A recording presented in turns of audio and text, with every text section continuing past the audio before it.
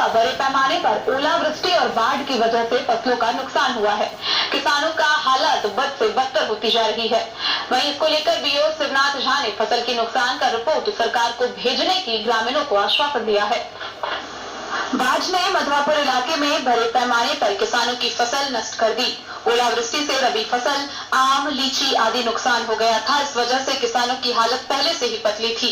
मुआवजे की राशि भी सरकार ने मनमाने तरीके से कुछ किसानों के खाते में डालकर अनुदान देने की खानापूर्ति की। इसलिए धान की खेती में लगी बड़ी लागत मुआवजे के तौर पर मिलने का भरोसा किसानों को नहीं हो रहा है। औसतन 7,000 रुपए प्रति एकड़ की दर से धान की फसल लगाने में खर्च होने की जानकारी किसानों ने दी। अवारी के मनीष झा ने कहा कि उन्होंने 5 बीघे में धान की फसल आबाद की थी, जिसमें 3 बीघे की फसल नष्ट हो गई। सोगवाली के किसान दिवाकर सिंह ने बताया कि उन्होंने 8 एकड़ में धान की फसल लगाई थी, जिसमें उनकी 5 एकड़ की फसल डूबकर नष्ट हो गई। बैंगरा के हरेंद्र कुमार ने बताया कि 3 बीघे में लगी फसल 1 सप्ताह से अधिक समय तक डूबी रही। इस वजह से 100% फसल गलकर बर्बाद हो गई। इसी तरह विशनपुर, तरैया, पर्री, पतार, अंदोली, बिहवारा, सलेमपुर के किसानों ने 100% फसल डूबने की सूचना दी।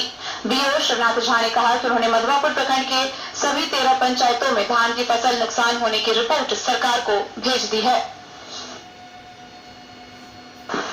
डे न्यूज के लिए शत्रुमर्दन कुमार की रिपोर्ट।